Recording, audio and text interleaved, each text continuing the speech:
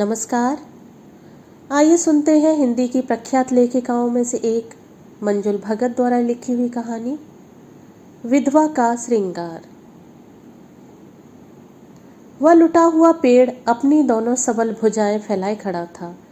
उस घर के लोगों ने उसकी अन्य तमाम शाखाएं काट दी थीं और उस पर 2 रंगा बोगनवेलिया लाद दिया था। सफ़ेद और फालसई फूलों से लदा बोगनवेलिया किसी श्रृंगार प्रिया यौवना की भांति उस पेड़ के सीने में सटा आत्मसमर्पण कर रहा था। वृक्ष अपनी दोनों भुजाएं आकाश की ओर उठाए सन्यासी सा अटल खड़ा था। उस पर एक भी पत्ता न था। बोगनवेलिया के बेशुमार फूल रह रहकर कांपते थिरकते रहते। सुनसान दोपहरी में दूर कहीं घुग्गू अपनी घुग्गू घू की निरंतर रट लगाए था। घड़ी की टिक टिक की भांति घुग्गू घू की एक रस लय सन्नाटे के एहसास को तीव्रतर कर रही थी। हॉली हॉक्स के आदमकद पौधे कतार बांधे किसी अनाथाश्रम की टोली की भांति मुंह खोले याचना कर रहे थे। बोगनवेलिया की कटी छटी अपर्याप्त छाया के नीचे कुर्सी डाले मधुरिमा बैठी थी। गोद में रखी किसी पत्रिका के पन्ने हौले से अपने आप ही उलट जाते। वह एकटक सिर पर झुके फूलों की रंगारंग होली को निहार रही थी। काली छपाई का चौड़ा किनारा कलफ लगी सफ़ेद झकाझक वाइल की साड़ी पर किसी चित्र की गहरी सीमा रेखाओं की भांति मधुरिमा के शरीर की रेखाओं को उभार रहा था। गले में सोने की चेन पड़ी थी। काले केशों का एक सघन कुंडल गोरे चिकने कपोल को चूम रहा था।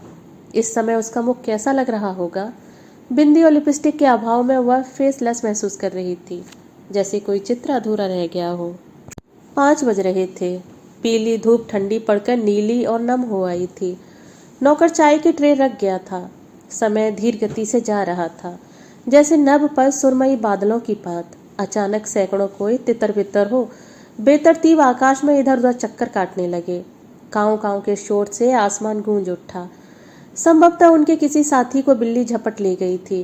कुछ क्षण पश्चात ही वे शांत हो वापस पेड़ों की शाखों पर जा बैठे। गोरा गोरा दिन ढलने पर था। सांवली सांझ धीरे धीरे घिर आई थी। उस घर में शाम किसी प्रेतात्मा की तरह उतर रही थी, विकल एकाकी भटकी हुई सी। तमाम घर एक बेचैनी या उदासी में डूबा था। मधुरिमा उठकर अंदर चली गई। श्रृंगार मेज के दर्पण में उसका श्वेत श्याम स्केच उभर आया। हौले से दराज खोलकर उसने एक हल्के से रंग की लिपस्टिक निकाली।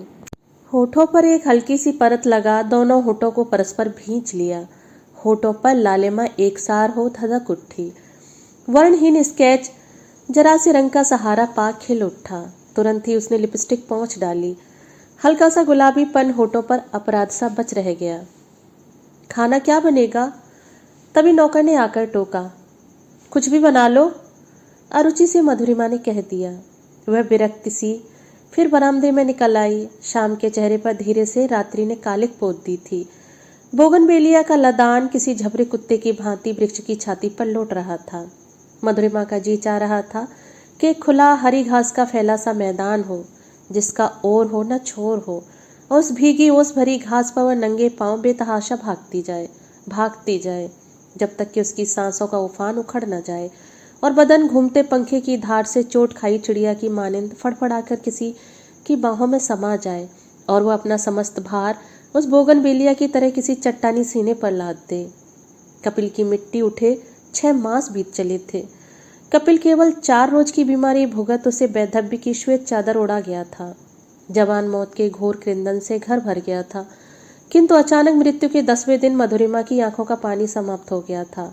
उसका रोना एकदम से थम गया था। कपिल उसे याद आता, किंतु उस याद में अकुलाहट नहीं, एक सुख था। वह सिर को इस कदर झुकाए रहती कि कोई उसका अश्रुविहीन मुख न देख सके, नहीं तो पता नहीं लोग क्या कहते। मधुरिमा ने सहसा मृत्यु जैसे अकाट सत्य को स्वीकार कर लिया था और यह भी समझ लिया था कि किसी भी जीवित शरीर का मृत्यु से बंधना स्वाभाविक नहीं, एक थोपी हुई बात है। पास के घर के बगीचे में एक पेड़ असंख्य सुनहरे पत्तों से भरपूर यूं खड़ा था जैसे हाथ लगते ही चरमराकर बिखर जाएगा। उसका हर पत्ता खुश्क और करारा था। वह नाजुक सा पेड़ अपने पापड़ जैसे सूखे पत्तों को लेकर जब हवा में हिल उठता तो एक कराह उसके पत्तों में से गुजरकर वातावरण में खो जाती। धूप की आग में तपकर वह सोना हो गया था। पेड़ के चारों ओर हरी धूप बिछी देखकर विस्मय होता। लगता वहां घास नहीं मरुभूमि की रेत होनी चाहिए थी। घास से परे लाल बजरी बिछी थी। उसी पर चरमराते कदम रखती शामी चली आ रही थी। पेड़ के पास आकर वह अकारण ही खड़ी हो गई और शून्य में ताकने लगी। उसकी पीली पीली पीतली सी रंगत गुलाबी रेशमी साड़ी से बिल्कुल अलग थलग लग रही थी। चेहरे का रंग साड़ी के रंग में जरा भी घुल मिल नहीं रहा था। माथे पर बिंदी थोपी हुई सी लग रही थी। लिपस्टिक के तह के नीचे होठ रह रहकर थरथरा उठते। आंखें इतनी उज्जवल जैसे पुतलियों के चारों ओर किसी ने मोती चूर चूर कर भर दिए हों। काली बड़ी बड़ी पुतलियां आंखों में बराबर समा नहीं रही थीं। रह रहकर उनके आसपास पानी चमक जाता। मालूम नहीं हंसते हुए शामी अब कैसी लगती होगी। शामी ने सायास होठों को रगड़ की तरह खींचकर मुस्कुराने का प्रयत्न किया, फिर चिपके हुए होठों को जबरदस्ती अलग करते हुए हंसने का प्रयत्न किया। धवल दंत पंक्ति की आभा कंठ में पड़ी मोतियों की माला पर स्वयं को दोहरा गई, किंतु कंठ से जो स्वर हंसी के साथ फूटा था उसने हंसी का कोई साथ न दिया। वह सुनहरे पत्तों में से गुजरती करहा में शामिल हो गई। जी चाह रहा था उसके पांव तले नर्म घास नहीं, मरुभूमि की जलती चुभती रेत हो और शामी उसमें अपने नंगे पांव गड़ाती जाए जब तक कि वह समूची उस गर्म कोख में समा ही न जाए। घर के भीतर से माँ भाई बहनों की पुलक भरी हंसी सुनाई पड़ रही थी। वे सब मैटनी शो में जाने की तैयारी कर रहे थे। शामी से ना करते बन नहीं रहा था। ना कहते ही असंख्य प्रश्नों की झड़ी लग जाएगी और उन प्रश्नों को लापरवाही से टालते जाने की सामर्थ्य आज उसमें नहीं है। आज कपिल की मिट्टी उठे 6 मास बीत चले। जीते जी मौत क्यों आ जाती है? मौत किसी विमान की गर्जन की भांति वह शब्द मन के पथ पर सीधा गरजता हुआ निकल गया। मैटनी शो से आने के पश्चात सब उसी चित्र के पोस्टमार्टम में लगे थे। कहानी संवाद सभी की बखिया उधेड़ी जा रही थी। चाय के प्यालों की खनक, हंसी की ध्वनियों और कहकहों के बीच शाम किलक रही थी और शामी उस किलक से कटकर अलग कहीं मन की खाइयों में पड़ी थी। जैसे बगीचे का वह पीला पेड़ तन से गुलाबी साड़ी भी उतार फेंकी थी। शरीर के कसाब को ढीला छोड़ वह किसी सस्ते कैलेंडर की चित्रकारी सी बंकिम हो बिस्तर पर पड़ गई। दायां घुटना मोड़कर पांव के नख से बिस्तर को कुरेदती रही, जैसे खोद खोद कर अतीत से स्मृतियां उखाड़ रही हो और पुनः उन्हें मन में बोती जा रही हो। न जाने कब कपिल से वे हल्की मुलाकातें गहरा गई थीं, कब साथ साथ हंसते हंसते अचानक लगा उसका हृदय कपिल की मुट्ठी में है और मुट्ठी भींचकर कपिल ने उसे निचोड़ ही दिया है। न जाने वह कौन सा पल था जब से शामी की उंगलियों की पोर कपिल की कनपटी पर संवरे केशों के बीच पड़ी सफेद लकीरों को छूने को अकुला उठी थी। यह किस रोज हुआ कि बात करते करते कपिल की आंखों की सतह पर धूप का टुकड़ा मचलते देख अचानक अपने होठ उन पर रख देने को जी चाहने लगा। क्यों कपिल की उपस्थिति की स्वाभाविक प्रतिक्रिया मुस्कुराहट और ताजगी होती। कब से लगने लगा कि वे ही पल सबसे सुखद हैं, जिनमें चाहते ही पलक उठाई और सामने वही सूरत नजर आई। क्यों चेहरों की अपार भीड़ में नजरें वही नक्श हो जा करती हैं। क्यों गैर अल्फाज पर भी उस आवाज का खम उतर आता और पराई बातें भी अपनी सी लगने लगती। क्यों जिंदगी का हर हसीन एहसास उनकी मौजूदगी का मोहताज रहता, किंतु मधुरिमा से उसे कभी ईर्ष्या नहीं हुई। औरों की तरह उसकी पत्नी का भी उस पर हक है और बस जो कुछ शामी कपिल के संग साथ से चुरा लेती वह किसी और का नहीं था। मधुरिमा कपिल के जीवन का अंश थी और शामी ने कपिल के जीवन के किसी भी अंश का कभी अशुभ नहीं चाहा। उसे कभी भी कपिल को मधुरिमा से छीन लेने की इच्छा नहीं हुई, किंतु यह कपिल का यूं एहसास की हर हद से बाहर हो जाना, आंखों से परे हो जाना, यह असह्य है। उसकी मृत्यु पर भी जी भरकर रो भी न सकी। अगर रोती तो लोग न जाने क्या कह बैठते। शायद किसी ने सच भांप लिया होता तो वह अनाम प्यारा सा रिश्ता धूल में लौटने लगता, कीचड़ में सन जाता और उस संबंध को एक बहुत ही सरल और सामान्य सा नाम दे डालता। तब वह नाम उसके कानों की सुरंग में उतरकर ऐसा तुमुल नाद कर उठता कि उस बेहुदा शोर से माथा फट जाता। और अब भी शामी अपना सारा कृंदन किसी एकांत के लिए स्थगित किए पड़ी है। मरने से पहले वह एक रोज जरूर हाहाकार करके रोएगी, हूक भरकर, लाज छोड़कर, बिल्कुल वैसे ही जैसे उसका मन रोज किया करता है। कपिल की मिट्टी उठे 1 वर्ष बीत चुका। अतुल ने न जाने क्या कह डाला। मधुरिमा के कपोलों पर एक लाली दौड़ गई। रक्त की गर्मी से कपोल जल उठे, आंखों का रंग गहरा गया। अपने हर नक्श की रेखाओं को वह महसूस कर रही थी। अगले माह अतुल से उसका विवाह है। कपिल की मिट्टी उठे 6 वर्ष बीत चुके। मधुरिमा का गदराया बदन मक्खन सा चिकना और गुदाज हो गया है, किंतु 35 वर्ष की आयु में भी एक उमंग मन में बसी है। वह क्षीण पड़ने का नाम ही नहीं लेती। बाहर उसके और अतुल के दोनों बच्चे उधम मचाते फिर रहे हैं। अतुल दौरे पर शहर से बाहर गया है। वह तमाम स्थगित कार्य अतुल की अनुपस्थिति में निपटा लेना चाहती थी। अलमारी उलट पुलट कर फिर से जचा रही थी। एक दराज के बीच ढीठ पड़ा सख्त सा कुछ अटक रहा था। वह दराज को अंदर बाहर धकेल कर उस रुकावट को सरकाना चाह रही थी। आखिर एक झटके से दराज समूचा बाहर आ उलट गया। फर्श पर कितनी ही मतलब बेमतलब चीजें फैल गईं। तभी कपिल की हरी सी वह डायरी उसके हाथों में पड़ गई। उसने उसे तकिए के नीचे दबा दिया और चीजें समेटने लगी। रात्रि में बिस्तर पर पड़े पड़े वह उसी डायरी के पन्ने उलटने लगी। अतीत एक बार फिर आ उपस्थित हुआ, किंतु पीड़ा विहीन, केवल एक नॉस्टेल्जिया का रोमांच लिए। बीच के किसी पन्ने पर खतनुमा सा कुछ दर्ज था, मधुरमा के ही नाम। वह पढ़ने लगी। मेरी मधु, मैं जानता हूँ मैं तुम्हारा गुनहगार हूँ, फिर भी ना तो तुमसे क्षमा ही मांग सका हूँ और ना ही अपने अपराध को भूल ही पा रहा हूँ। कैसे कहूँ तुमसे? अच्छी पत्नी पाने की कामना कभी नहीं की, न इस जन्म में न आने वाले जन्म में। तुम्हारे समीप मैंने शांति, सुख, आनंद सभी कुछ पाया है। तुम शालीन हो, स्वच्छ हो, शांत हो। मधु, संसार में पति पत्नी का ही रिश्ता अटूट है। इस रिश्ते से बाहर जो भी आसक्ति है, मोह है, वह केवल एक आवेश है, एक भ्रम है जो अस्थायी है। शामी एक ज्वार है जिसकी लपेट में मैं आ गया। कोई भी आ सकता था। वह आकर्षक है, सुंदर है। वह क्या है, इसका वर्णन करके मैं तुम्हारी पवित्र कल्पना को ठेस नहीं लगाना चाहता। किंतु विश्वास करो मधु, पुरुष होकर उसे ठुकरा पाना सहज नहीं। मुझ में इतनी शक्ति नहीं कि मैं अचल रहकर उसे दिशा दिखा सकूं। भगवान करे उसे योग्य वर मिले और वह यहाँ से शीघ्र ही चली जाए।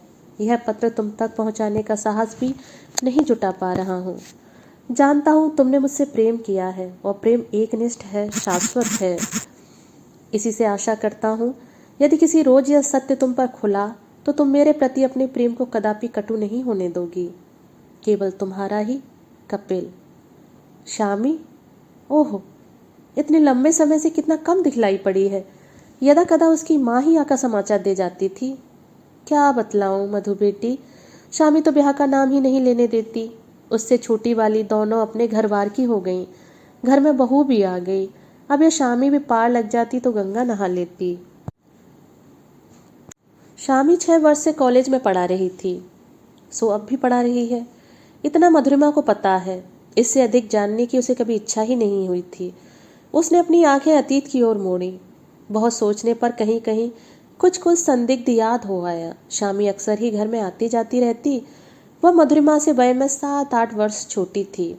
अगले रोज रविवार था। सवेरे बच्चों को नाश्ता करा चुकने के पश्चात मधुरिमा अनेक बार बाहर आकर साथ वाले घर में झांक गई, परंतु शामी की झलक बहुत देर बाद मिली। 11 के आसपास वह वहीं घास पर बैठी कांपियां जांचती दिखलाई पड़ी। वह एक जले हुए पेड़ के ठूंठ से पेट टिकाए बैठी थी। पेड़ का ऊपरी भाग जलकर कोयला हो चुका था। मधुरिमा को याद आया 2 बरस पहले दिवाली पर अचानक वह पेड़ कंदील समय धू धू करके जल उठा था। बच्चे ताली पीट पीट कर उसे जलते हुए देख रहे थे, जैसे वह एक बहुत बड़ा पटाखा हो। उस एकाकी पेड़ से किसी वस्तु विशेष को कोई खतरा नहीं था, इसीलिए उसे जलने दिया गया था। घास पर बादलों की छांव थी। वृक्ष के ऊपरी भाग से खिसककर थोड़ा सा कोयले का चूरा शामी के झुके मस्तक पर आ गिरा। शामी, मधुरिमा ने धीरे से आवाज दी। वह कुछ चौंकी, फिर उदासीन सी कॉपियां जांचने लगी। शामी, मधुरिमा ने इस बार स्वर कुछ ऊंचा कर कहा। चौंक कर उसने पलक उठाई। सामने मधुरिमा को पा एक चोरों जैसा भाव उन आंखों में आ गया। यहाँ आओ। मधुरिमा की आवाज में अनायासी मिठास घुल गई। शामी धीरे से उठी और मंत्रमुग्ध सी गेट की ओर चल दी। गेट पार कर स्वप्न में खोई सी मधुरिमा के घर में दाखिल हो गई। बरामदे तक पहुंचने में जैसे एक मुद्दत गुजर गई। मधुरिमा के नजदीक पहुंचकर उसने सीधा अंदर बैठक की ओर देखा, जैसे खोया हुआ अतीत खोज रही हो। चलो अंदर चलें। मधुरिमा का स्वर अति कोमल हो आया। सहमे से कदम रखती वह बढ़ चली। पर्दा हौले से अलग किया, जैसे किसी शव के मुख से चादर हटा रही हो। फिर उसकी नज़रें कमरे की हर दीवार, तस्वीर, सोफे और खिड़की को दुलराती सरकती रहीं, जैसे उनसे जुड़ी स्मृतियों का एक एक पल वो फिर से जी लेना चाहती हो। मधुरिमा को अचानक उस पर अथाह दया हो आई। कपिल, तुम मूर्ख थे। तुम्हारा वह आत्मनिवेदन एक मूर्खता थी। तुम कुछ नहीं समझे। मधुरिमा ने अपने को मन ही मन कहते पाया। शामी के दुबलाए शरीर पर झूलती गुलाबी साड़ी, होठों पर लापरवाही से फैलाई लिपस्टिक की परत, आंखों की कोर पर टिका कजरारा आंसू, कुमलाई कलाई पर से गट्टे तक बछलती हाड़ सी चूड़ियां, माथे के बीच से हटकर लगी अंडाकार बिंदी, यह सब जैसे विधवा का श्रृंगार था। वह श्रृंगार झूठा था, धोखा था। सीने पर उठती गिरती श्वास भी झूठी थी, जैसे किसी ने पंप से वह श्वास उसमें भर दी हो। अब धीरे धीरे वह चुक रही हो। तभी अचानक जैसे शामी के शरीर में भूकंप आ गया। वह दोहरी हो, मुख छिपा फूट पड़ी थी। शरीर को जैसे कोई अंधड़ झकझोर रहा था। बरसों का थमा रोना पिघल कर बहने लगा। जिस मूक क्रंदन को सारी दुनिया से छिपाई थी, वह आज मधुरिमा के सम्मुख ही फूट पड़ा। मधुरिमा, उसके अतीत और उसके कपिल का ही अंश, उसके एकांत का प्रहरी। और शामी कुछ और खुलकर रोने लगी। दोस्तों, अभी आप सुन रहे थे मंजुला भगत द्वारा लिखी हुई कहानी विधवा का श्रृंगार। दोस्तों, कहानी आपको पसंद आई हो तो चैनल को सब्सक्राइब और वीडियो को लाइक और शेयर जरूर करें। मिलते हैं एक और नई कहानी के साथ। धन्यवाद।